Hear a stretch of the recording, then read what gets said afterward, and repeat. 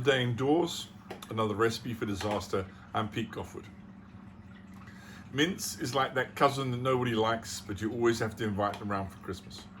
It goes into every shopping basket, even though we've got no idea what we're going to do with it, but best have it on hand just in case. Well, today we're going to do something a little bit sexier with mince, Moroccan meatballs. Let's have a quick run through of our ingredients. Chopped onions, ginger, garlic, 2 tins of tomato, some chopped fresh chili, some whole cumin seed, lovely full fat yogurt, sugar, eggs, freshly chopped coriander, Moroccan spice mix, smoked paprika, and our hero for the day, beef mince. Of course, you could also use lamb mince for this if you wanted. First step, our meatballs. We're using lean beef, so in order for our meatballs not to dry up when they cook in the sauce, we need to add a little bit of fat to this. And the ideal thing for this is some full fat yogurt. I'm going to add a couple of dollops of that, maybe 2 tablespoons. This is 500 grams of mince, so roughly 1 normal packet of mince. Now, this yogurt will give it a nice flavor, but it'll also stop it drying out. I'm going to use 1 egg, and that egg is just to help with the binding, help the thing, keep the thing together. And so now we need our aromatics, salt and pepper,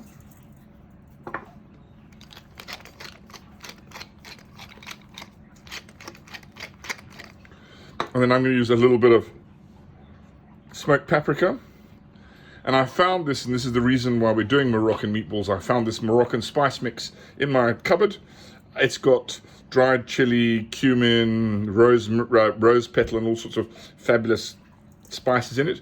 Of course, completely optional. You could just do a bit of cumin, or if you want to keep them without spice at all.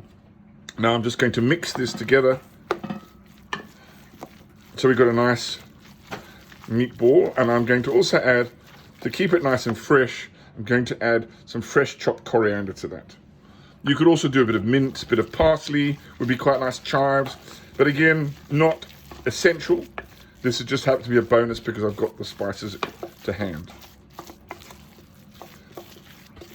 So the mince is still quite dry. We don't want it too sloppy, otherwise it'll fall apart. All important, give the mince a bit of taste.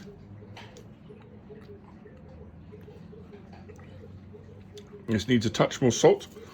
And the reason I say taste it is because you can't change the flavor of the meatballs later.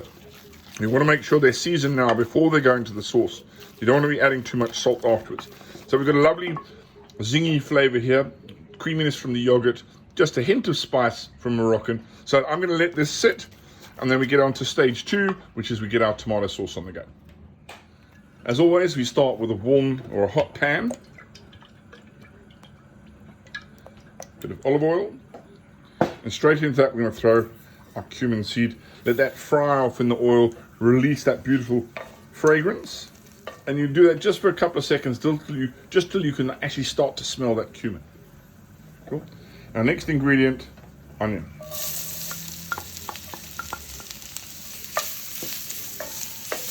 Now, there's a reason why I've added the onion to the sauce rather than the meatball.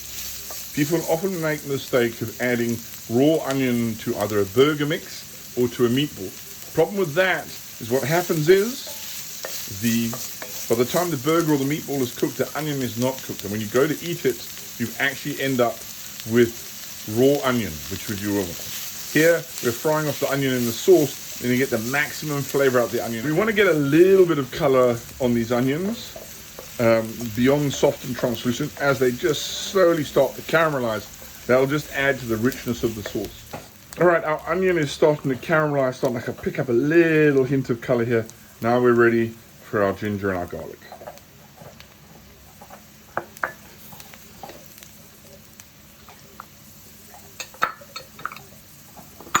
And we'll also add our freshly chopped chili to this as well. So we're getting a lovely color in our pan, and the flavor, the aroma that's coming up of this heat is absolutely intriguing. It's gorgeous, it's rich, it's spicy. Going to finish this with a little bit of the smoked paprika, about a tablespoon, and then fry that off in the oil, and then in go our tin tomatoes.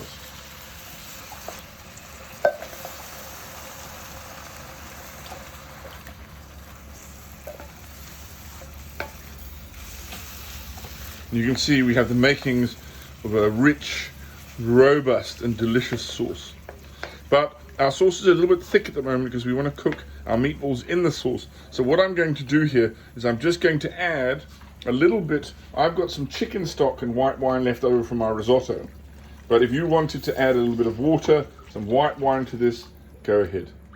The reason we want this quite watery is we want the whole thing to cook down nicely and all those flavors to mingle and to do their magic. But also we want to be able to cook the meatballs in something and let it reduce down in the sauce. Maybe 5 or 6 minutes so it starts to thicken. And in the meantime, I'm going to start rolling out my meatballs. Our sauce is bubbling away nicely, simmering away, thickening perfectly. Now it's time to do our meatball thing. Now, most conventional recipes tell you that you form your meatballs, fry them off in the pan, get some color, then you make your sauce afterwards. My method skips that step. I don't believe you get a better product, but this way you certainly get a better meatball. So what we're doing now is we're forming our meatballs, just rolling them together like that. You want a little golf ball size, and we just plop them straight into the sauce. So the less manipulation and less moving around and fiddling with the meatball, the more chance are they're going to stay nice and whole. And we're just going to continue this until we've used up all the mix and our meatballs are plonked safely in the sauce. We now let the meatballs do their thing, and all we're going to do is we'll shake that and they're going to cook. We'll stir them in a couple of minutes. We just gently give these meatballs a stir.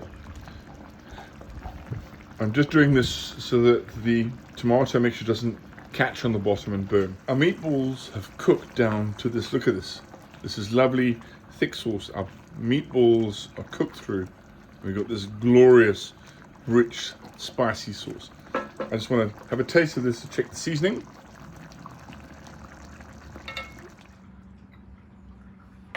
Oh, it's rich, it's gorgeous. I think it just needs a pinch of sugar and a little grind of pepper and it's going to be spot on. Pepper. Sugar just often works if you're using anything tomatoey. You want to just cut down that acidity, and a little pinch of sugar just goes a long way to do that. So that is now spot on. Okay, now we're ready to serve. This is the kind of thing we're not going to do individual portions of. We're going to do a nice big bowl of this on the table.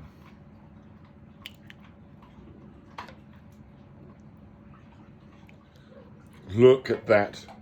We'll finish this off with a nice dollop of our full fat yogurt. And a nice clump of fresh coriander.